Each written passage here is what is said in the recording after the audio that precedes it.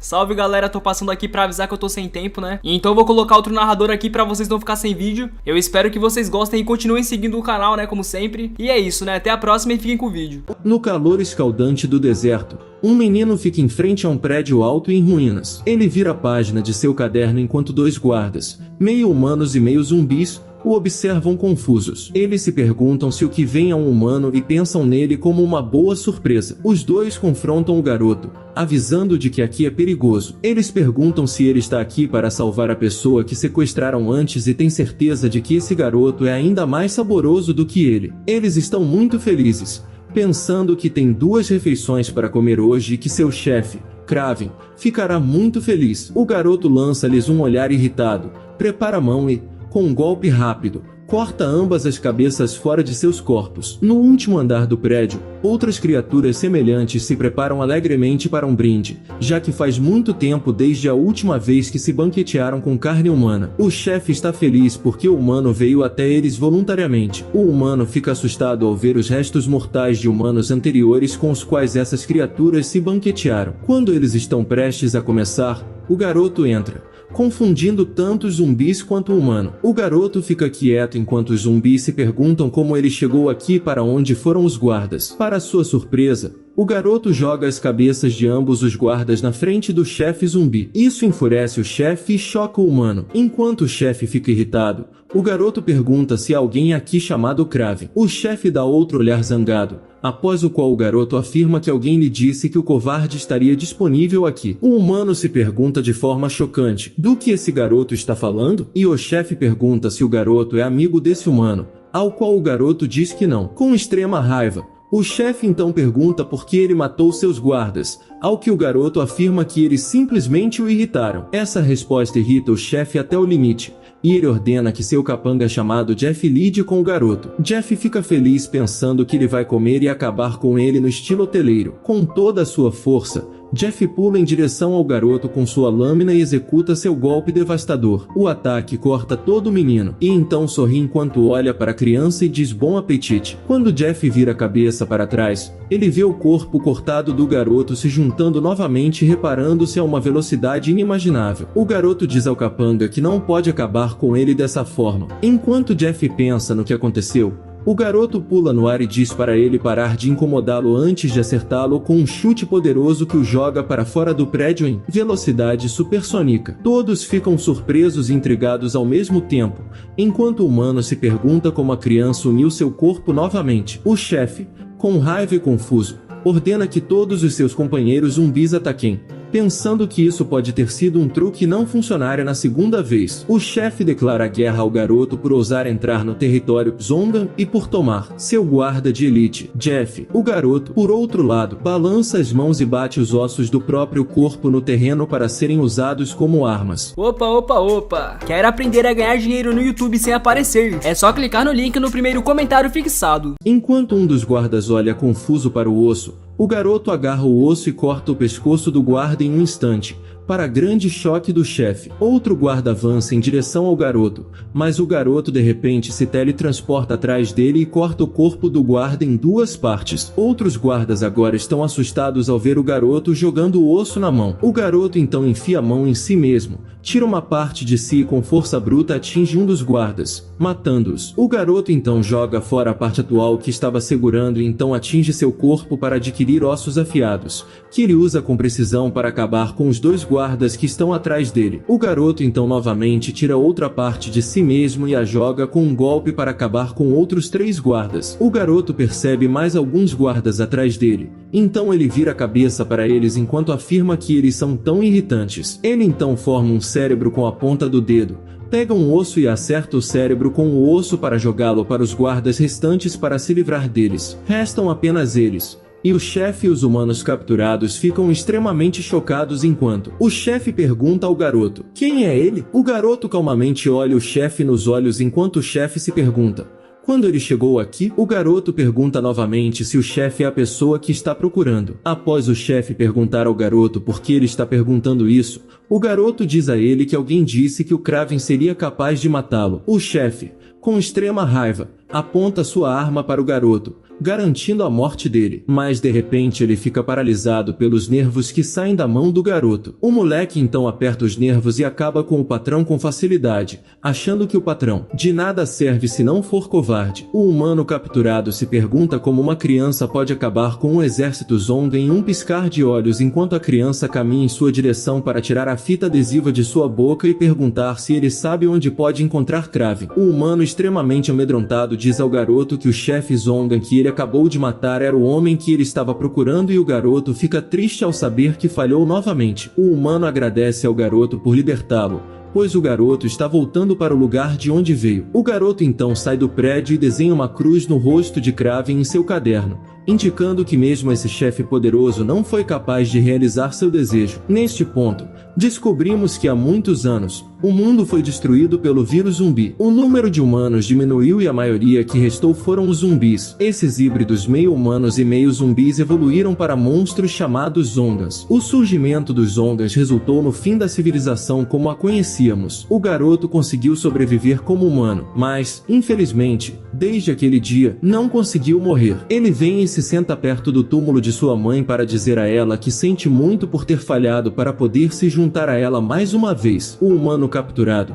por outro lado, ainda está lutando porque o garoto não desamarrou as mãos dele. Ele se assusta de repente quando ouve seu nome, Gil, sendo chamado por trás. Ele se vira e fica aliviado ao ver o capitão e Dongo. O capitão e o cara com ela perguntam sobre o bem-estar de Gil enquanto perguntam por que Gil não os respondeu pelo rádio. Gil tinha a impressão de que Kraven não estaria aqui, mas infelizmente ele estava, levando a captura de Gil. O espantado capitão não consegue acreditar que um garoto fez tudo isso ao ouvir a notícia de Gil, mas Gil garante a ela que sabe que é algo difícil de acreditar, mas aconteceu e que o garoto matou todos os Zongas em um instante. O capitão pergunta sobre a localização do garoto, mas sem sucesso, pois Gil esqueceu perguntar qualquer coisa ao garoto, pois ele estava com pressa e Gil estava com muito medo dele. De repente, algo clica na mente do capitão, e ela pergunta a Gil se o garoto estava usando tênis, ao que ela recebe uma resposta que sim. Eles alcançam o garoto e o veem sentado perto do túmulo de sua mãe, enquanto Dongou fica surpreso ao ver como um garoto tão frágil pode matar todos os Zongas. Para testar se tudo o que está sendo dito é verdade, o capitão avança em direção ao garoto com velocidade como um trovão para desferir um golpe com sua faca enquanto a criança sempre olha para ela com calma. Enquanto a capitã brande a faca, a criança tenta se esquivar e pensa que conseguiu, mas no momento seguinte, o garoto descobre que foi atingido e o capitão fica satisfeito por ela o ter atingido. No entanto, sua satisfação durou pouco quando ela observou o garoto alcançar seu pescoço, mesmo com sua cabeça não estando em seu corpo. Ela começa a atirar nele, mas é inútil, pois o garoto sai da cabeça em um instante. Com um sorriso, ela agora acredita que tudo que ouviu era verdade. O garoto quer que ela pare de incomodá-lo e vá embora, mas ela não para e bate novamente com a parte de trás de sua arma. Ela quer irritá-lo ainda mais depois de saber que isso irritou o garoto. Ela novamente abre fogo, mas o garoto usa seus nervos para bloquear as balas, chocando e impressionando o capitão ao mesmo tempo com suas habilidades nunca antes vistas. A capitã acha que eles estão em pé de igualdade agora, mas fica chocada quando descobre que ela está a 1 centímetro de sua morte. Ela desiste, e o garoto deixa claro para parar de importuná-lo, pois ele não gosta de matar humanos, mas as palavras caem em ouvidos surdos quando o capitão novamente avança e ataca ele com outro corte antes de perguntar quanto tempo leva para ele se regenerar. O garoto fica chocado ao ver que o corte não cicatrizou, pois nunca aconteceu antes. Espantado e curioso, ele pergunta como ela fez isso, ao que a capitã se apresenta como a capitã da frente de erradicação, chamada Jeondli. Ela convida o garoto para se juntar à frente de erradicação, pois ele tem o valioso talento de ser imortal. Ela ainda diz ao garoto que há algo para ele. Obviamente, ela concederá a ele o desejo de se juntar à mãe, ao que o menino reage com espanto, como ele não acredita que seja possível. Jeong diz a ele que eles têm um cientista muito capaz e que ele será capaz de fazer isso acontecer, pois esta faca também foi feita por ele. A criança pensa um pouco e pergunta à capitã se ela realmente acha que eles podem matá-lo. A capitã sorri e pergunta ao garoto seu nome, ao que ele responde, Mirai e On. O capitão então garante a Mirai que depois de ajudar os humanos a erradicar todos os Zongas, ela promete que o matará. Vislumbres de esperança renascem nos olhos de Mirai quando ele olha para ela. Com desespero e esperança, ele pergunta mais uma vez à capitã se ela conseguirá mantê-la. Promessa e fica aliviado ao receber uma resposta positiva. A capitã pergunta a uma garota chamada Garon em um walkie-talkie se ela está para chegar e recebe uma resposta positiva. No entanto, todos parecem confusos quando a ouvem lutando para encontrar o pedal do acelerador. A capitã está um tanto satisfeita com a chegada dela em breve, enquanto outros discutem se Garon tem carteira de motorista. Garon corre em direção a eles no veículo confuso e, por sorte, para o carro no ponto certo. Ela sai e pede desculpas pelo atraso. A capitã ignora sua preocupação, agradece por pegá-los e diz a Mirai para subir. Garon questiona a capitã sobre a identidade de Mirai e descobre que ele é o novo recruta e que Garon estará no comando dele de agora em diante. Isso deixa Garon feliz, pois ela pensa que finalmente foi promovida. Ela dá as boas-vindas a Mirai e se apresenta a ele. Mirai, no entanto, a ignora e passa por ela. A capitã conta a Mirai sobre sua missão de explorar o distrito de Jinhai, que está sob o controle da Red Dan. Mirai não sabe sobre a gangue, o que deixa a capitã pasma a ponto dela ficar convencida de que Mirai deve ter virado as costas para o mundo por um longo tempo. A Red Dan é um grupo de Zongas que tomou muitas cidades sob seu controle. A capitã instrui Mirai a derrubar essa gangue. Para isso, eles devem encontrar seu chefe. Gil e Dongo dizem ao garoto que estavam investigando o Kraven porque ele é um membro da Red Dan, mas se sentem insultados quando Mirai não responde, e é evidente que ele não tem interesse neles. A capitã explica que um dos líderes da gangue Carmesim, um paladino, deve estar na cidade em contato com o chefe do ranking mais alto. Ela ainda instrui Garon e Mirai a irem à cidade e procurarem pistas, e diz que Kraven era apenas o líder do grupo, pois um paladino pode governar toda a cidade. Ela pensa que seria melhor se todos fossem juntos. No entanto, ela está vinculada, pois também tem outros lugares para explorar. Enquanto conversam, eles percebem que chegaram ao distrito de Jinhai na cidade de Shangvon. Eles saem do carro, e o capitão os instrui a ir a pé daqui, pois é muito perigoso daqui em diante, e Garon informará Mirai sobre os detalhes da missão. Depois disso, a capitã e outros deixam Mirai sob o comando de Garon enquanto desejam boa sorte uns aos outros. Garon fica nervosa em sua primeira missão, mas ela deve dar um bom exemplo como sênior. Garon então corre, e juntos eles alcançam o interior do distrito. A garota agradece por chegar com segurança a esse ponto, mas também está com medo. Ela se esconde atrás de um carro, enquanto Mirai se pergunta o que ela está fazendo. Garon abre suas anotações e lembra que o distrito de Jinhai é uma cidade Zonga, e não apenas Zongas, mas um tipo especial conhecido como Zongas quiméricos. Ela avisa Mirai para ficar alerta, pois eles podem pular de qualquer lugar. Por outro lado, a capitã e outros com ela estão espionando Mirai de longe, como a capitã suspeita de Mirai porque ele parecia muito feliz ao se juntar a eles, e ela deve descobrir se ele tem segundas intenções antes de confiar nele completamente. No distrito, Garon instrui Mirai a vir e se esconder, ou eles serão vistos. Infelizmente, ao mesmo tempo, Zongas aparecem por trás falando sobre a morte do chefe, Kraven, e é aí que eles confrontam Mirai. A capitã e Garon estão assustadas quando um grande grupo de Zongas se pergunta quem é enquanto olha para Mirai. A capitã se lembra preocupada que ela esqueceu de dizer a ele para se esconder, mas pensa se isso não era óbvio. O líder da gangue Zongan pergunta por que o garoto está aqui e quem diabos é ele? Enquanto Garon se pergunta se Mirai enlouqueceu, Mirai pergunta se ele pode matar todos eles. Com isso, ele se teletransporta e usa seu poder para formar um cérebro gigante enquanto paira no ar, então o esmaga nos Zongas com extrema velocidade, resultando em uma poderosa onda de choque que quebra a estrutura do distrito. Garon se pergunta o que acabou de acontecer, e então ela percebe que Mirai também é uma transcendente. É aparentemente, pois a capitã nunca recruta pessoas normais. Os Zongas tremem de medo quando Mirai dá mais um passo em direção a eles. Eles se perguntam se ele é mesmo humano. Mirai pula em direção aos Zongas, e usando seus nervos, estendendo-se de seus dedos, desfere um golpe feroz para acabar com uma dúzia de seus inimigos em um único golpe. Ele balança a mão novamente e outra bola de cérebro esmaga outra dúzia de Zongas na parede. Mirai então se vira e uma série de explosões sacode o chão. A capitã e sua companheira ficam chocadas com o que está acontecendo e maravilhadas com o inédito quantidade de poder que Mirai detém. À medida que mais Zongas se aproximam da cena, eles são confrontados por seus companheiros fugindo e avisando-os para fugir também. bem. No momento seguinte, eles veem o garoto desferindo outro soco no chão, o que gera uma onda de choque explosiva, levantando todos os Zongans no ar. Enquanto isso, alguns Zongans se aproximam de Garon, e ela descobre que está em um beco sem saída e deve lutar. Os Zongans estão com raiva dela,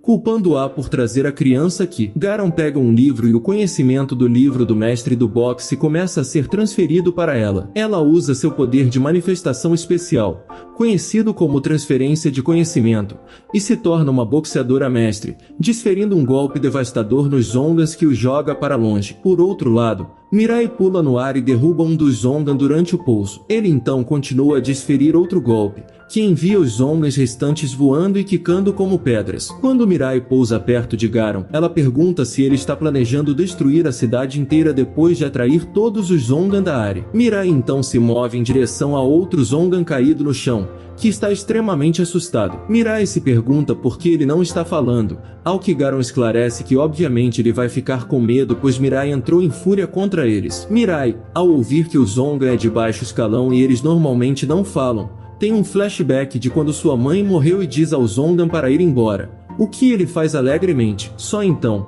outra horda de Zongans corre em direção a eles, e Garon se pergunta quantos mais eles terão que lutar. A luta continua por muito tempo, e o dia se transforma em noite. Garon respira fundo e se pergunta se finalmente acabou. Mirai, por outro lado, ainda está procurando por Paladin, um dos chefes, o que faz Garon pensar que ele pode estar brincando. Ela ainda se pergunta por que o Paladino não apareceu e se eles já o mataram sem saber. Quando Garon instrui Mirai a se esconder agora, ele diz que vai ficar aqui e esperar que mais Zongans apareçam para matá-los, e que tem certeza de que um deles será um Paladino. Eles continuam sua discussão, e Garon explica que Mirai pode ser todo-poderoso, mas ela poderia morrer, ao que o garoto dá uma resposta fria, dizendo a ela que isso não importa para ele, o que enfurece Garon. A capitã os observa de longe enquanto Garon tenta colocar sentido em Mirai, dizendo a ele que eles estão aqui em primeiro lugar para salvar as pessoas e que a vida das pessoas sempre será de extrema importância. No entanto, Mirai não vê dessa forma, o que choca Garon. De repente, um ser poderoso bate o pé no chão e o chama, perguntando: o que está acontecendo aqui? Garon vê o corpo coberto de lâminas e uma máscara de leão nas costas e enlouquece quando ela descobre que este é realmente o Paladino. A capitã, observando de longe, também fica chocada, e Garon se pergunta se ela seria capaz de lutar, muito menos derrotar essas bestas e o Paladino. Em seu estado atual, Paladin afirma que está aqui para se vingar de seu irmão mais novo, Kraven, enquanto o guarda de elite Jeff atrás dele confirma que esse garoto é quem matou Kraven. Ao saber disso, o Paladino fica furioso, segura sua lâmina e testemunha ter visto um ser transcendente pela primeira vez, embora pensasse que eram apenas um mito. Conforme ele balança suas lâminas, elas começam a emitir vento extremo. O Paladino avisa o garoto que ele não conseguirá sobreviver depois de ferir sua família. A capitã observa enquanto ela corre para a cena abaixo, já que ela não esperava que Garon e Mirai caíssem em uma situação tão perigosa. Enquanto Mirai avança para confrontar o Paladino, ele é parado e avisado por Garon de que ele pode realmente morrer. O Paladino então corre em direção a Mirai com todas as suas forças, mas sua raiva se transforma em confusão, enquanto Mirai se teletransporta na frente dele, apenas para se teletransportar novamente e pousar entre os de baixo escalão Zongans. Com um único golpe, Mirai corta todo o exército do Paladino,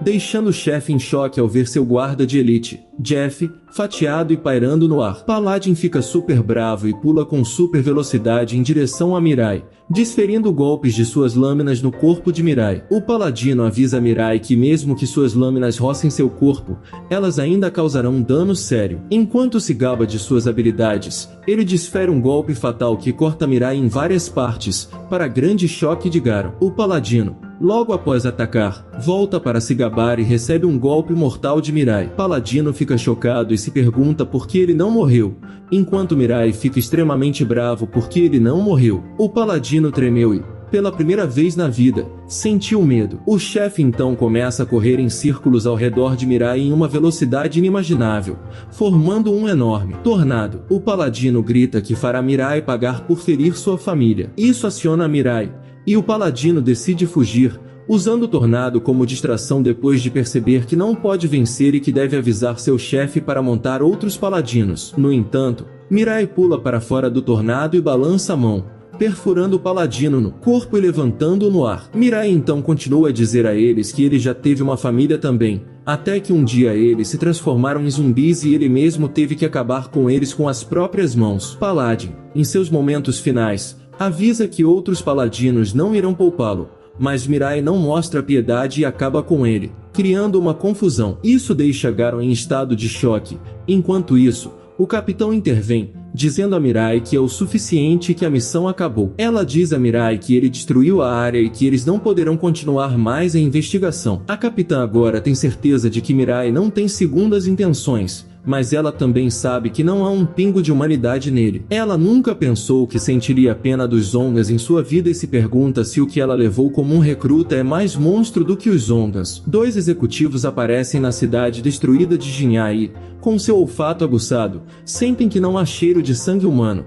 mas apenas de Zongas. Um deles fica irritado ao saber que até os humanos agora estão criando problemas. Eles descobrem que não faz muito tempo que os humanos saíram daqui. Em vez de informar outros executivos, decidem acabar com esses humanos irritantes sozinhos para encerrar o assunto o mais rápido possível. Mirai, a capitã e outros param em uma caverna para fazer uma pausa e comer alguma coisa. A capitã repreende a todos por terem fracassado na missão e destruído a cidade. Ela chama Mirai de seu maior problema, a quem eles pensavam ser seu maior trunfo. A capitã então conta a verdade sobre checá-lo 2 vezes na cidade de Jinhai e que ele só tinha que investigar e não destruir tudo. Garon teve que lutar com força devido às ações de Mirai, e ela poderia ter sofrido ferimentos graves. Se Mirai tivesse perdido, então todos os humanos sentados na caverna poderiam estar mortos também, e é por isso que a capitã não pode confiar em Mirai. No entanto, Mirai a lembra da ordem que ela deu para acabar com os Zongas e que ele estava apenas seguindo o que ela disse. A capitã continua e afirma que se destruírem tudo como ele fez,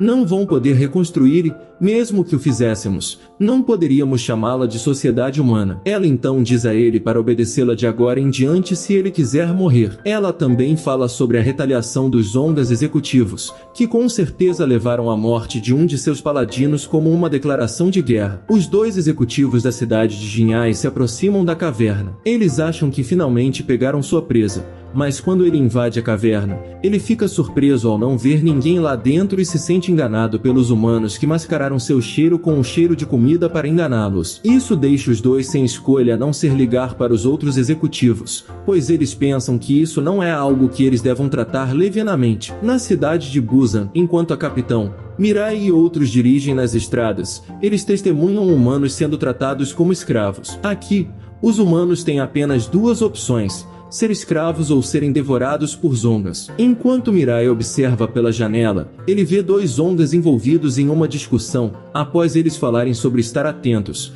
pois tem que capturar os humanos que causaram confusão em Jinhai. A capitã estaciona o carro e todos entram no esgoto. Pode ser desagradável, mas é o único caminho para o quartel-general da Frente de Erradicação. Enquanto a capitã fala sobre Mirai, ela é confrontada por sua comandante, Nuri Xion. A comandante pergunta sobre o que eles fizeram em Jinhai porque todos os guardas de segurança Zongas se tornaram mais selvagens. No entanto, a capitã pede que a comandante lhe pergunte sobre os detalhes mais tarde, pois ela tem outro negócio sério para fazer primeiro. Ela liga para Mirai, e a comandante se pergunta quem é esse novo garoto. A capitã instrui Mirai que daqui para frente eles enfrentarão muitos executivos, e ela não sabe o quão forte eles podem ser. Os únicos executivos que ela conhece são paladinos, e eles são os mais fracos de todos os executivos. Ela quer que Mirai vá até ela com todas as suas forças e não retenha nada. Mirai confirma se é uma ordem dela, ao que ela responde que sim. Jiu fica chocado no início, mas depois entende que ela deve querer tentar lutar contra ele com poderes desta vez, já que ela não os usou quando atacou Mirai em seu primeiro encontro. Mirai é forte, e é por isso que ele fará parte de todas as missões a partir de agora. A capitã quer verificar as habilidades de Mirai para ter certeza de que ele será capaz de derrotar todos os executivos. A capitã é o membro mais forte da equipe. Depois que os Zongas apareceram, a Frente da Erradicação encontrou alguns humanos com habilidades raras chamadas transcendentes que são igualmente ou às vezes mais poderosas que os Zongas. Existem outros transcendentes na unidade, mas a capitã é a mais forte. Enquanto isso, a batalha começa quando Mirai começa a atacar com todas as suas forças, mas a capitã esquiva usando sua habilidade secreta conhecida como Olho que Tudo Vê. que permite que ela calcule todas as possibilidades dentro do campo de visão. Logo depois, ela desfere um uppercut fatal que levanta Mirai no ar, e logo após isso, ela o acerta com outro soco que manda Mirai voando em super velocidade. Gil, enquanto assiste a luta,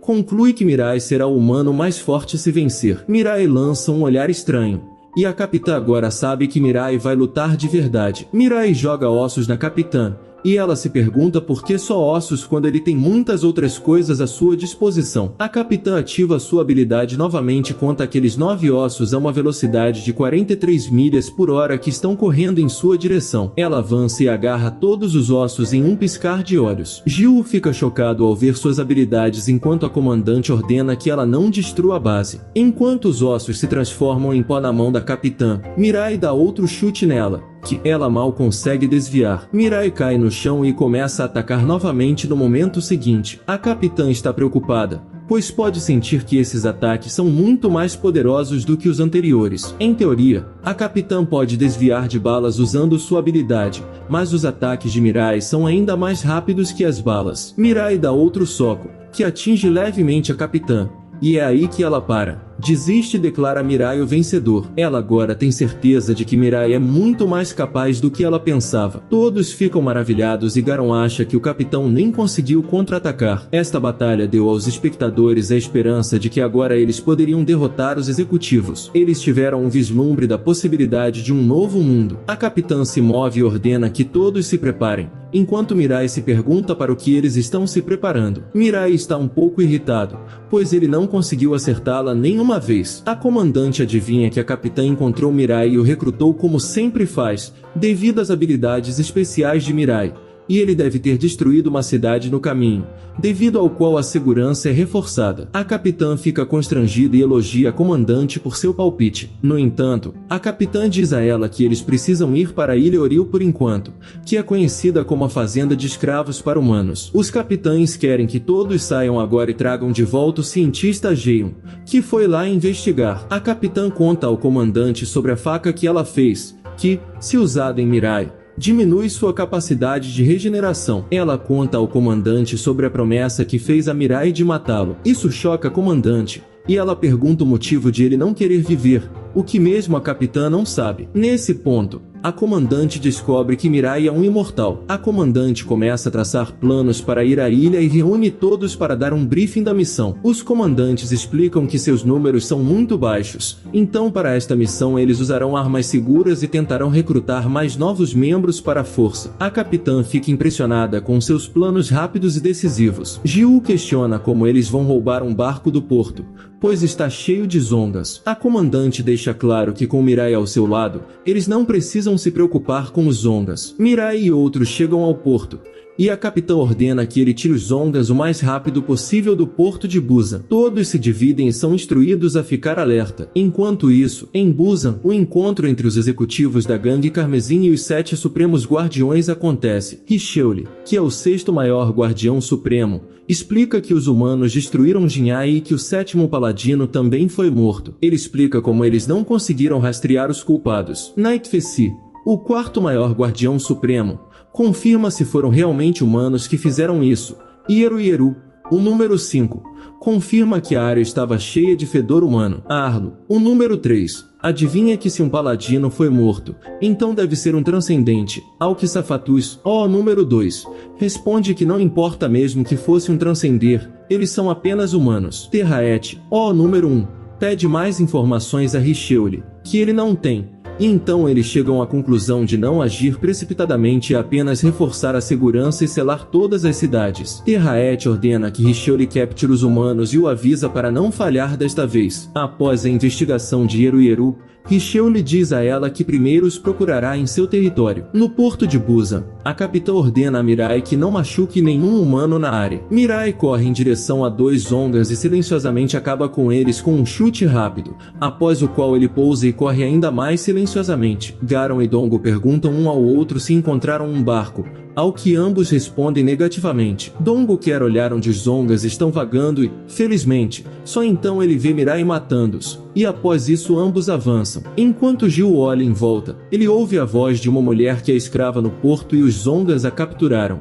pensando que ela seria uma refeição saborosa. Os dois Zongas se gabam de seu grande trabalho de abdução e depois reclamam de seus superiores, que reduziram suas rações e os impediram de comer humanos enquanto mantêm suas próprias barrigas cheias. A mulher clama por ajuda enquanto os Zongas prosseguem. O filho da mulher, Shan, intervém, mas a mãe o repreende para fazê-lo ir embora. No entanto, um dos Zongan pega a criança e diz a ela que ela tem sorte porque eles não comem crianças, e o joga para longe. Ao ver isso, Jiu grita para os Zongans pararem, e o garoto grita por socorro. Jiu agiu por emoção e está com um pouco de medo, pois é péssimo em luta. O Zongan fica feliz ao ver que agora eles têm 2 humanos para comer. Jiu, com toda a sua força, dá um soco no Zongan, mas infelizmente não o machuca, e, em troca, o Zonga agarra Jiu pelo rosto, e quando ele está prestes a acertá-lo, ele mesmo é morto e Jiu cai no chão. Isso choca o outro Zongan, pois ele vê Mirai com um cérebro saindo das pontas dos dedos. Antes que o Zongan possa perguntar quem é Mirai,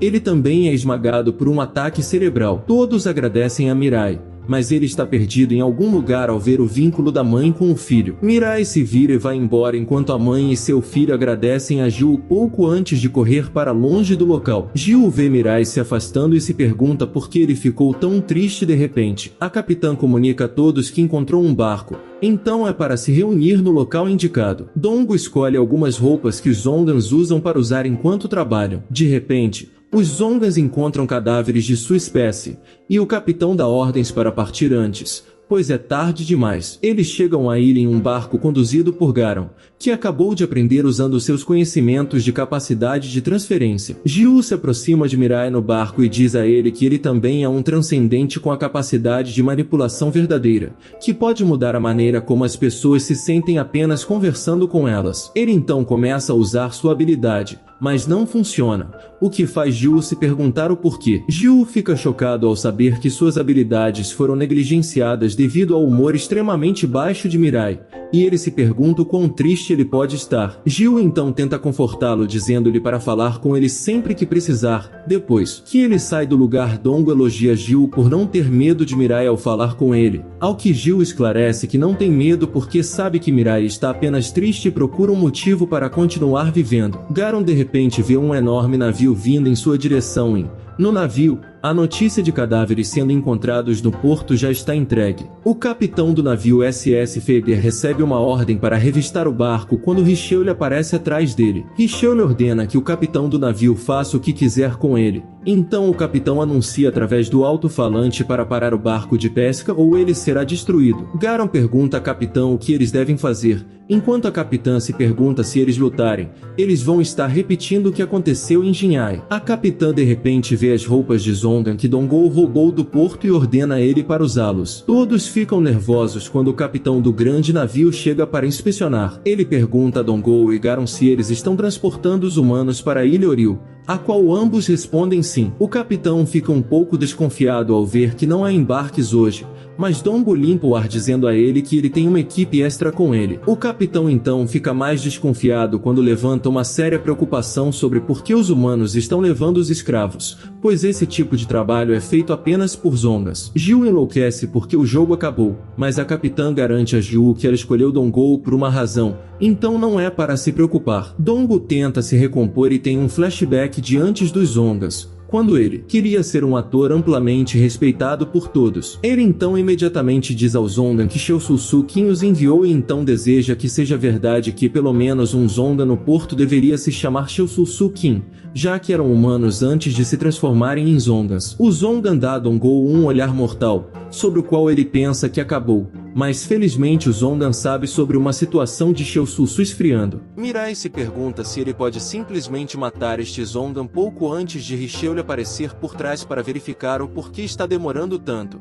Richelieu lhe fala com o capitão sobre Sheususu e diz que algo está diferente sobre aquele Zongan. O capitão do navio Zongan então ordena que todos prestem respeito ao executivo Richelieu, que está no comando da Ilha Oriu. Richelieu se inclina para Mirai e pergunta se eles já se encontraram antes. No entanto, ele então volta para seu navio junto com o capitão depois que o capitão pergunta se eles devem levar esses humanos com eles para a ilha, para a qual Richelieu mais uma vez diz a ele para fazer o que quiser e parar de incomodá-lo. O capitão instrui Mirai a se lembrar do rosto desse executivo, pois não demorará muito antes que ele tenha que lutar contra eles. Todos chegam à fazenda de escravos humanos da ilha Oril e todos se curvam diante de Richelieu quando ele entra no prédio. O guarda pergunta sobre os humanos ao capitão Zongan. Em troca, recebe uma ordem para preparar quartos para eles. O capitão ordena que Dongou e Garon voltem e digam oi para Sheu Sulsu. Antes de entrar, o capitão ordena que Garon e Dongou encontrem alguns barcos que usarão quando precisarem partir. Zongan ordena que Mirai vá para a cela 7 e a capitã vá para a cela 25. A capitã olha para a fazenda de escravos humanos e descobre que alguns humanos são criados para trabalho manual, alguns para habilidades especializadas e outros para entretenimento dos Zongans. Os poucos escolhidos para essas funções são vendidos para cidades diferentes, mas a maioria dos outros humanos que não são selecionados tornam-se comida para os Zongans e são enviados para matadouros. Um humano bate com o ombro na capitã e passa por ela. A capitã ordena que Mirai proteja Jiu até que ela dê mais instruções, dizendo que eles terão que ser mais cautelosos com os humanos do que os Zongans neste lugar. Um guarda leva Mirai e Jiu para uma cela enquanto a capitã tenta procurar por Jiu, o cientista que eles vieram aqui procurar. Quando Mirai e Jiu chegam lá dentro, eles são confrontados por um Oligan. Jiu vê o Oligan espancando uma mulher e corre para intervir. O Oligan joga a garota fora e tenta dar uma lição a Jiu e Mirai. Ele atinge Jiu com um soco devastador e ordena que eles sejam seus capachos pessoais de agora em diante. Jiu tenta explicar que eles estão aqui para salvar os humanos, ao que o Oligan tenta levantar a mão novamente, apenas para ser parado pelo pé de Mirai. Mirai diz calmamente: se ele pode matar esse careca? O Oligan pensa que o garoto enlouqueceu e Jiu impede Mirai de fazer isso. Com toda a força, o Oligan desfere um soco na cara de Mirai, mas ele nem se mexe ao ser atingido. Em vez disso, o Oligan fica com a mão danificada. Mirai aponta o dedo na testa do Oligan com um mero movimento, manda-o voar para longe para ser esmagado contra a parede. Isso choca todos os presentes. Um guarda entra na cela enquanto Jiu está preocupado com o fato de eles nem terem encontrado o cientista ainda e já começaram uma briga. O guarda observa o Oligan com raiva e o lembra de ter sido avisado antes. Mas como ele não está entendendo,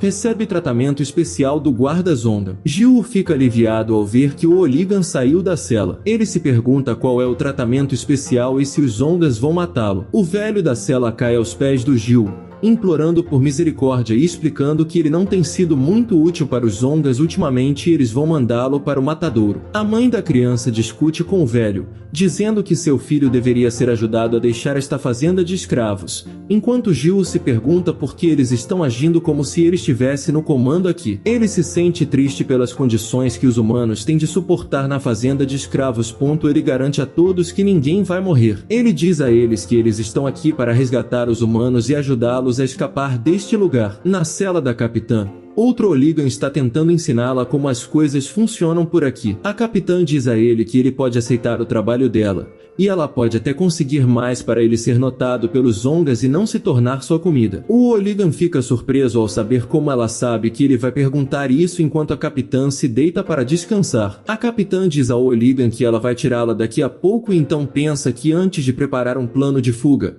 ela deve primeiro localizar Jiu, o cientista. Um anúncio é transmitido, ordenando que os escravos humanos comecem a trabalhar e se reportem aos supervisores. A capitã se prepara, mas se pergunta por que o som do anúncio é tão familiar. No campo, Jiu se pergunta como conseguiu uma tarefa tão tediosa e se ainda terá hora de encontrar Jiu. Jiu espera que Mirai receba uma tarefa que não o incomode. Mirai está sendo instruído por um presidiário sobre como costurar roupas. Mirai não entende e começa a costurar a própria mão. Após preso ver isso, faz o prota se senta de lado e faz Mirai vê-lo trabalhar. Uma garota que passa olhando para a mão de Mirai para oferecer um pouco de gesso para ajudá-lo a enfaixar a ferida. Ela aplica vários curativos na mão dele enquanto Mirai diz que ele não gosta deles e não precisa deles. A garota o repreende e diz que sua ferida teria infeccionado se não fosse pelas bandagens. A garota pergunta seu nome, Ao que ele responde: Mirai-on. A garota agradece Mirai por encerrar o capítulo do Oligan, já que ele assumiu a maior parte do trabalho de todos na cela,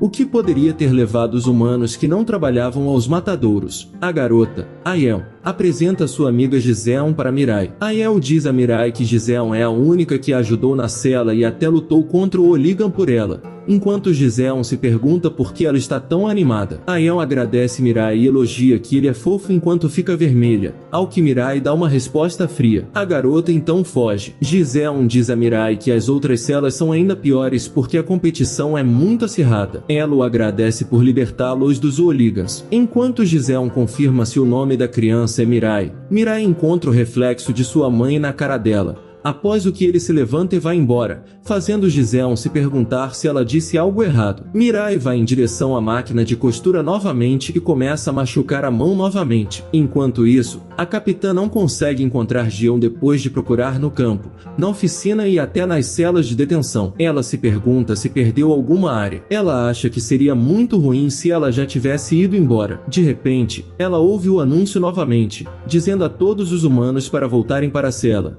E é quando ela lembra que a voz é familiar, a de Gion. A capitã pergunta ao Oligan em sua cela sobre a sala de anúncios, ao qual ele diz que são transmitidos da sala da guarda. Ele ainda diz a ela que é o encarregado de limpar a sala da guarda e pergunta à capitã quando ela vai lhe dar sua etiqueta para fazer seu trabalho. A capitã dá um soco no Oligan e diz a ele que vai se desculpar mais tarde. O Oligan fica inconsciente enquanto a capitã se pergunta onde fica a sala da guarda. A capitã chega à sala da guarda e entra enquanto o guarda, Zongan, está dormindo. A capitã entra na sala e sente alívio por tê-la encontrado. Ao ver a capitã, Gion começa a chorar e abraça. Gion explica como ela trabalhou muito e de alguma forma acabou aqui. A capitã diz ao cientista que logo eles vão sair daqui, mas Gion chora e diz que não pode porque não tem jeito. Por outro lado, Giseon exorta todos na cela de Mirai a se conhecerem escrevendo seus objetivos, para os quais apenas Aiel parece animado. Giseon garante a Aiel que eles não precisam mais se preocupar com o careca, enquanto Gil se pergunta como eles podem estar tão despreocupados neste momento. Gil decide conversar com Mirai neste tempo livre para conhecê-lo melhor, e então ele diz que ele e Mirai também participarão da atividade. Giseon também prepara o velho. Enquanto todos começam a escrever seus objetivos, Mirai pergunta a Gil o que ele deve escrever. Gil o instrui a escrever o que vier à mente de Mirai, e Gil diz a ele que é uma ordem da investigação de Mirai. Quando Mirai começa a escrever, Gil fica curioso para saber o que ele está escrevendo. Depois que todos terminam, o velho primeiro conta seus objetivos, que quer ver os netos, já que ele não os vê desde que o mundo mudou, e ele quer vê-los antes de morrer. O velho espera que eles ainda estejam vivos. Giseon a conforta dizendo que está com ele. Agora é a vez de Giseon, e ela diz a todos que seu objetivo é preparar uma refeição e compartilhá-la com pessoas legais. Gil chora, pensando em como essas pessoas são doces e como ele deve tirá-las de lá, enquanto Mirai dá olhares mortos. Quando chega a vez de Aion, ela diz que quer se aproximar de alguém e começa a corar enquanto olhava para Mirai. Gil não escreve nada, então a próxima é a vez de Mirai. Mirai diz lentamente: eu quero morrer pelo bem da minha mãe. Isso surpreende Giseon. E aqui vemos sobre o passado. Quando Mirai era criança, sua mãe, Hilton, posou para uma fotografia enquanto Mirai parecia muito feliz. A mãe de Mirai elogia suas incríveis habilidades em se despedir de seus amigos, e sua mãe brinca que ele pode se tornar presidente um dia por causa deles. Mirai fica animado com a possibilidade de ele realmente se tornar presidente, mas sua mãe diz que ela está apenas brincando, pois não tem nada a ver com se tornar presidente. Mirai fica com raiva e pergunta por que ela está brincando com ele enquanto a mãe adora a fofura do filho. A mãe de Mirai tosse de repente, e uma pessoa que passa também está tossindo. Mirai se pergunta o que está acontecendo. Quando eles saem de casa, a mãe de Mirai diz a ele para entrar, e ela se juntará a ele mais tarde, depois do trabalho. Mirai percebe uma pessoa próxima tossindo muito enquanto a pessoa pensa sobre o que está acontecendo com ela de repente. Algo não parecia certo para Mirai, pois ele teve a estranha sensação de que nunca mais veria sua mãe. Ele diz à mãe que também quer ir, então ela o leva ao local de trabalho. Mirai está dando olhares estranhos para sua mãe, o que força a mãe a perguntar se ela fez alguma coisa de errado, ao que Mirai diz que não sabe. Sua mãe pergunta se ele está ficando entediado, então ela decide fechar a loja mais cedo. Ela também se sente muito mais enérgica por causa da companhia de seu filho. Mirai estava realmente entediado, mas estava feliz em passar um tempo tranquilo com sua mãe. Mirai não queria que esse tempo acabasse, mas de repente sua mãe começa a tossir muito, e ele se pergunta o que está acontecendo com ela pouco antes dela cair no chão. Mirai pergunta preocupada sobre a ajuda de sua mãe e se ele deve chamar uma ambulância, mas sua mãe o interrompe, dizendo que está um pouco cansada. A mãe de Mirai decide voltar cedo para descansar um pouco, após o que ela tem certeza que vai melhorar. Apesar das garantias de sua mãe, Mirai está extremamente preocupado com ela. Os dois chegam em casa e a mãe de Mirai começa a cortar legumes para cozinhar, enquanto Mirai se pergunta ao olhar para ela que agora ela parece melhor e fica aliviado em saber disso. A mãe de Mirai pergunta como está a comida e Mirai a adora,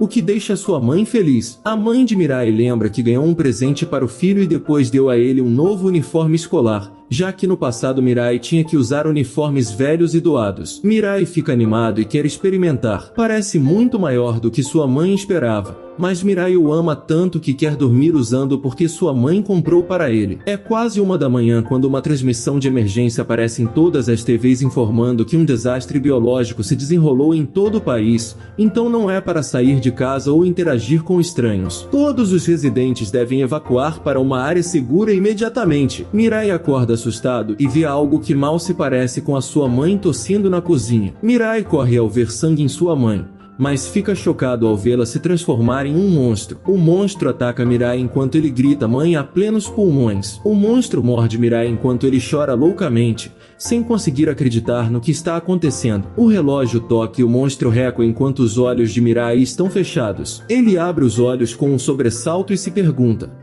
o que foi isso? Ele se pergunta se pode estar sonhando. Ao virar à direita, ele vê que sua mãe está de boca aberta, deixando Mirai traumatizado. O monstro ataca Mirai novamente enquanto ele continua chorando e gritando. De repente, sem saber, Mirai empurra sua mãe, jogando-a contra a parede com uma força inimaginável de poder. Mirai ainda fica mais espantado com o que está acontecendo, e por que ele está tão forte de repente. Quando sua mãe começa a se levantar novamente, ele foge, pedindo ajuda e se pergunta o que diabos está acontecendo agora. Ele se pergunta como ainda está vivo depois de ser brutalmente atacado. Ele parou e não acreditou em seus olhos quando olhou para a cidade destruída que deixou florescendo com a vida pouco antes de dormir. Uma horda de zumbis se aproxima de Mirai. Então ele se esconde sob um carro destruído e se pergunta o que aconteceu e o que essas coisas são. Mirai vê duas pessoas tentando descobrir o que são esses monstros. Eles acham que não são zumbis porque um deles foi mordido por um e não se transformou em um. Ambos são repentinamente atacados por zumbis que os mordem.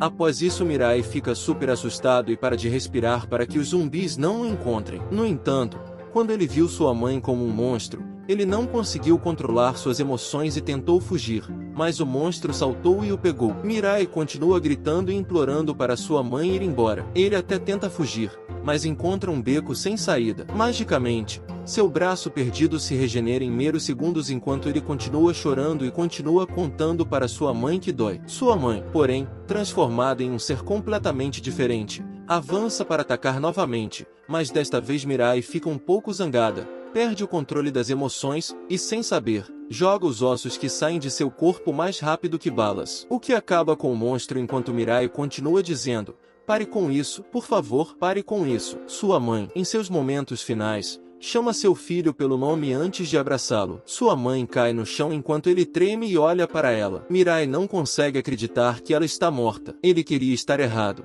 mas não estava. Mirai se ajoelha no chão ao perceber que é o responsável pela morte de sua mãe. Um Zonga entra na casa de Mirai depois de ouvir algumas vozes. Ele encontra Mirai e o leva para seus amigos para festejar com ele. Os outros Zongas também se sentem felizes. O Zonga maior segura Mirai pela cabeça para ver como ele se parece antes de comê-lo. Ele vê o rosto de Mirai e seus olhos arregalados e abertos, então começa a rir ao pensar que tem pavor dos Zongas. Mirai pede que o matem, pois ele está sofrendo com a morte de sua mãe por sua própria mão. O grande Zonga explica que eles eram apenas zumbis até agora, e de repente eles conseguiram memórias de volta e se tornaram muito mais fortes. Os Zongas riem do fato de que outros zumbis não podem nem falar. Com um golpe rápido, O Zongan usa sua mão poderosa para matar Mirai enquanto seus amigos o cumprimentam comparando-o a um assassino de algum filme. No entanto, quando ele olha para o garoto, Mirai pergunta: por que ele não acabou com ele? O Zonga leva um choque e desfere outro golpe fatal,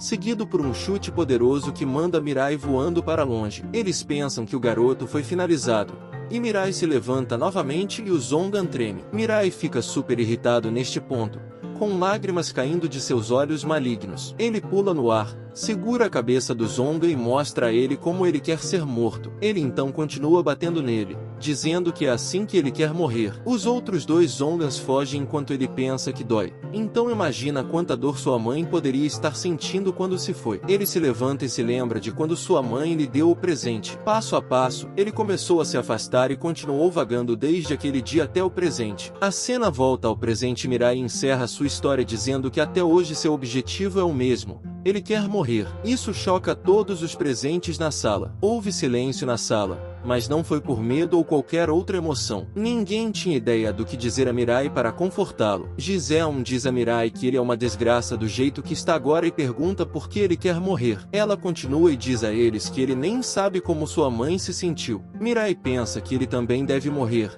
já que sua mãe morreu por causa dele. Giseon diz a ele que se ela fosse sua mãe, ela nem seria capaz de olhar para ele direito. Isso irrita Mirai, e ele se levanta para avisar Giseon para observar o que ela diz. Giseon não para e pergunta a Mirai: será que ele sabe por que sua mãe pediu desculpas pouco antes de morrer? Com um olhar mortal, Mirai avisa Giseon para parar, e de repente toda a cela começa a tremer. Gil se pergunta que se ele não parar Mirai, ninguém sabe que horror cairá sobre todos. Gil se levanta e ordena que Mirai pare, mas ele não para. Giseon provoca Mirai, dizendo que parecia que Mirai não tinha emoções, mas talvez ela estivesse errada. Ela explica que alguém que amava tanto sua mãe não deveria querer morrer. Giseon não para, mesmo quando o tremor se intensifica. Mirai está no limite, avisa Giseon, mas sem sucesso. Giseon diz a Mirai que sua mãe sabia que ele acabaria assim. Essa é a razão pela qual ela pediu desculpas. Ela pediu desculpas porque Mirai teve que viver sem família. O tremor acalma um pouco, e Giseon pede que ele solte sua mãe, já que é a única maneira de realmente pedir desculpas a ela. Mirai se pergunta como Giseon o lembra de sua mãe. Parece que sua mãe está falando para ele. O tremor finalmente para completamente e Mirai se senta no canto. Todos ficaram chocados e discutiram se Mirai foi responsável por esse tremor. Por outro lado, a cientista afirma à capitã que a única forma de sair desse lugar é matando o executivo, Richelieu. Ela explicou sobre a barreira que não te afeta quando você entra, mas te impede de sair, e tem algo a ver com Richelieu. Ela garante à capitã que com certeza terão que lutar contra o executivo, e ela não tem nem layouts para o local, então fica difícil fugir. A capitã lembra como sua comandante disse que não conseguiriam escapar porque estavam sob a jurisdição do executivo. Entrar e sair satisfeito não será possível. A comandante previu que a cientista não teria os layouts, e ela mesma reclamaria que não havia como escapar. De repente, o alarme de Giel começa a tocar. Ela pega o dispositivo e diz à capitã que este dispositivo chamado Rindindon, que ela fez há um tempo atrás, pode apagar memórias de curto prazo também. De repente a porta da sala da guarda se abre, e a capitã lembra que a comandante disse que há mais pessoas como eles tentando fazer o bem. Logo em seguida, vemos um novo personagem entrar em cena. Ele entra e diz a Gion para ir agora. O cara começa a olhar alguns layouts para elaborar um plano de fuga, enquanto a capitã se pergunta como Nur está sempre alguns passos à frente. A capitã espia de repente o trabalho do cara e diz que ele deve fugir com eles. Ela então pega os layouts enquanto o cara pergunta a Gion confuso: quem é essa mulher? O cara grita, e o rosto da capitã fica muito sério, indicando que ela está falando sério sobre a fuga. O cara pega os layouts com medo de ser morto se um Zongan os vir. A capitã se vira, agarra o Zongan roncando e o joga no chão, chocando tanto o cara quanto Giel. O guarda se pergunta o que está acontecendo pouco antes de receber outro soco mortal da capitã, o que o obriga a cair inconsciente no chão. O cara se pergunta como ela derrubou um Zongan tão facilmente. A capitã usa o Rindindon para limpar as memórias do guarda e diz que ela pode até matar 100 Zongas destreinados, e eles ainda têm alguém mais forte do que ela em sua equipe. A limpeza da memória é concluída e o cara se pergunta o que acabou de testemunhar. A capitã espera que isso seja suficiente para fazer esse cara confiar em seu time. O cara pensa um pouco e finalmente planeja entrar, pois seria uma grande ajuda para que ele tenha parceiros confiáveis. O capitão avisa ao cara que eles vão se reunir todos em um determinado lugar do prédio, ao qual o cara se opõe porque há muitas pessoas. A capitã não pode fazer isso porque quer levar todos com ela e diz para que ele confie nela e faça o que ela diz. O cara se pergunta sobre sua força normal e se pode confiar nela. Quando a capitã pergunta sobre a rota de fuga, ela fica chocada ao saber que o cara está sugerindo o portão principal como rota de fuga. Os Zongas subestimam os humanos e a segurança é fraca, então uma rota de fuga fácil não é um problema. A verdadeira questão é o medo que os humanos têm, e é difícil acreditar que todos tenham a coragem de escapar. Os humanos não vão seguir, e o principal motivo desse medo é o executivo Richelieu. A capitã então pergunta onde Richelieu está para mostrar aos humanos que ele pode ser espancado para que ele siga sua ordem e escape do local. A capitã corajosamente pergunta ao cara sobre o paradeiro de Richelieu, ao qual o cara se pergunta se ele deveria ter se juntado e se essas pessoas perderam completamente a cabeça. Na manhã seguinte, os guardas ordenam que os escravos humanos comecem a trabalhar, e a capitã pensa que encontrar Richelieu seria fácil enquanto Richelieu observa os prisioneiros de cima, pensando em como isso é irritante. A capitã se pergunta se o melhor momento para atacar Richelieu é quando todos os prisioneiros estão observando para erradicar o medo dos ondas dos humanos. Todos os seus camaradas ficam tensos, pois sabem que algo está para acontecer pouco antes da capitã dizer para tocarem o show. A capitã pareou um cara por trás diz para ele se mover de maneira provocativa. Todos atrás dela conversam sobre por que essa garota parou. Quando ela não responde, o cara grita novamente com ela e diz para ela se mexer. A capitã grita de repente, liga para Garon e a instrui a preparar o barco no portão principal. Garon e Dongo surtam ao ouvir a voz do lado de fora da fazenda de escravos humanos. Eles se levantam e correm para cumprir a ordem de sua capitã. Todos os humanos se perguntam se a garota enlouqueceu quando um guarda se aproximou da capitã e pergunta o que aconteceu, ao que a capitã bate com o rosto do guarda na parede. Richelieu fica atraído pela situação. A capitã acha engraçado que o plano de fuga seja pelo portão principal. A capitã avisa ao executivo que tudo o que está para acontecer é um erro dele e que hoje marca o fim de sua era. Todos os presentes ficam impressionados e se perguntam se ela matou o Zonga. Richelieu de repente pula em um piscar de olhos e começa a caminhar em direção da capitã. O executivo pergunta se foi ela quem matou o paladino e se ela está aqui para matá-lo também. A capitã diz que ela só quer libertar os humanos, e que ele é só a cereja do bolo. Todos, incluindo o Oliga, têm esperança de que possam realmente escapar. Por outro lado, Richelieu fica com raiva e começa a emitir uma aura devastadora. Ele avisa a todos para calarem a boca antes que a capitã se pergunte se ele está realmente com a razão pela qual todos estão com medo. Richelieu não consegue acreditar que um humano ousaria ficar contra ele em seu próprio território. Ele pergunta à capitã se ela se acha muito poderosa depois de matar um paladino. Richelieu está prestes a mostrar à capitã a diferença entre o poder de um paladino e um executivo, mas a capitã diz a ele que seu oponente está atrás dele. Mirai desfere um soco mortal nas costas que joga Richelieu para longe em um ataque inimaginável de velocidade, e a capitã ordena que Mirai cuide disso. Logo depois que ela diz a todos os humanos para escaparem, como eles estão confusos, Gil usa sua especial capacidade de seguir o fluxo e os gritos que essas pessoas enviaram Richelieu voando para longe. Então ele vai escapar para atrair todos a segui-lo. Todos começam a correr enquanto Zona se pergunta se todos eles perderam a cabeça. A capitã bloqueia o caminho dos guardas Zondan para que não machuquem os humanos. Ela diz a seu camarada para fugir, pois ela será suficiente para todos os guardas. O amigo de Oyeon pergunta se eles podem confiar na garota e que ela pode nos matar, mas Oyeon confia nela depois de testemunhar os eventos que viu na sala da guarda. Uma horda de guardas pergunta se a capitã acha que ela pode enfrentar tantos guardas sozinho. A capitã diz a eles que eles podem ser mais numerosos, mas ainda mais do que isso, pessoas estão dependentes dela agora, então ela vai lidar com todos eles. Ela ativa sua habilidade e se prepara para causar estragos. Richelieu, por outro lado, fica irritado e pergunta sobre a identidade de Mirai. Ele se lembrou dele e da equipe adicional no barco que eles sequestraram. Ele pergunta a Mirai se ele acha que isso será muito fácil. Mirai claramente não tem interesse em suas palavras, então ele apenas responde que não sabe. Richelieu lhe pede que ele saia do caminho, o que o garoto diz que ele não pode fazer. Enquanto Mirai o irrita, Richelieu pula para atacar Mirai, mas com o mínimo de esforço. Mirai o manda para longe mais uma vez, e enquanto ele chora por seu estômago, Mirai passa um olhar mortal e se teletransporta na frente dele para usar seu membro para cortar o olho de Richelieu, o que o faz gritar como uma criança. Mirai dá a Richelieu um olhar mortal enquanto ele se pergunta o que acabou de acontecer e o que há com esta terrível pressão que ele pode ser esmagado por baixo. Ele lembra que essa pressão parece muito semelhante quando ele olha nos olhos de Mirai e lembra quando arrombou uma porta e pegou uma criança da casa para dividir como comida com os amigos. De repente, ele se lembra que foi o mesmo garoto que matou seu amigo.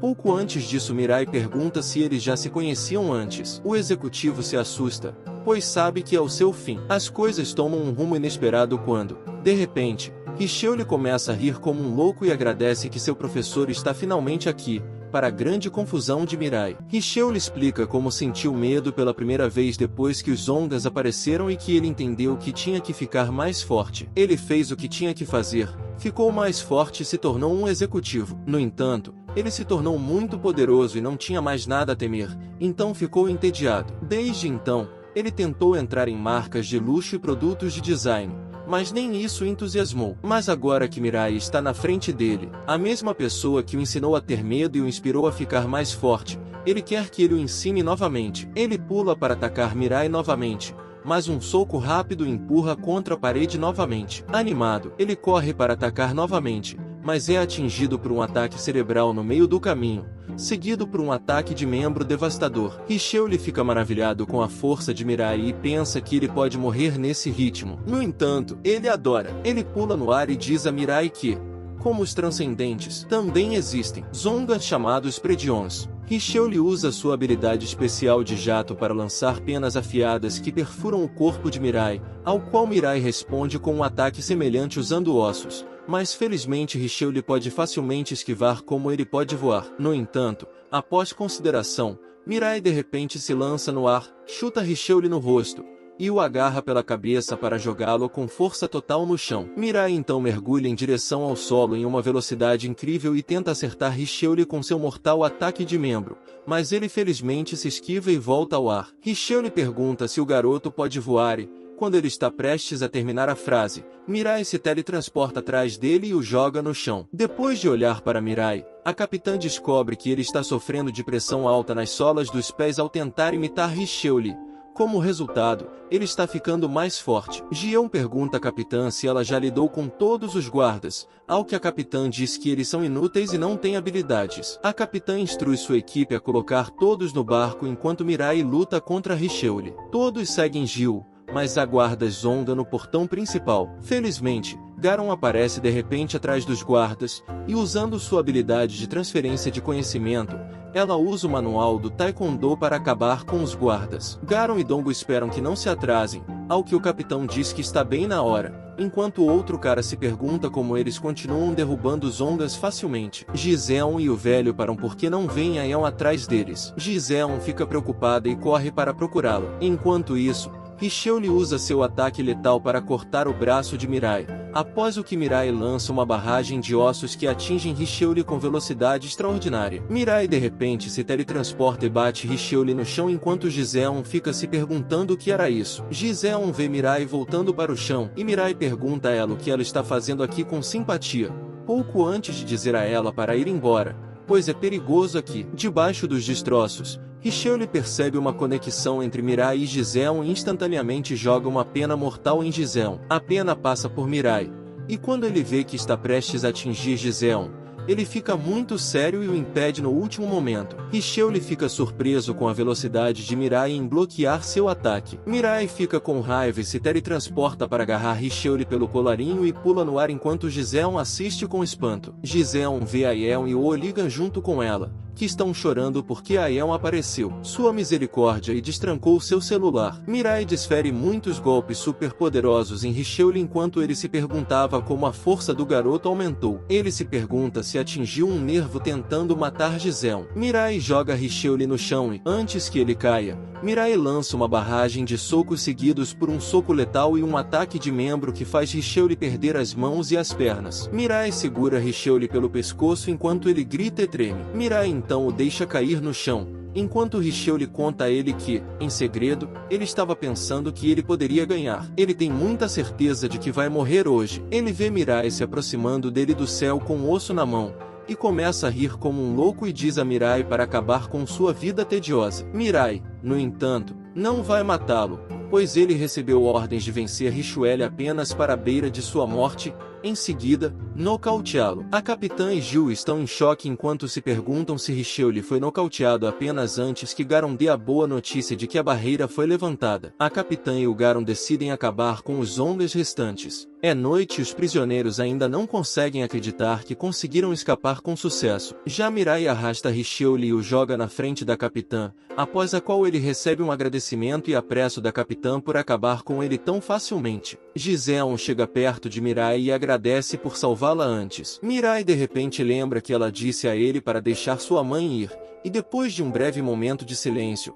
ela pede a ele para deixar sua mãe ir.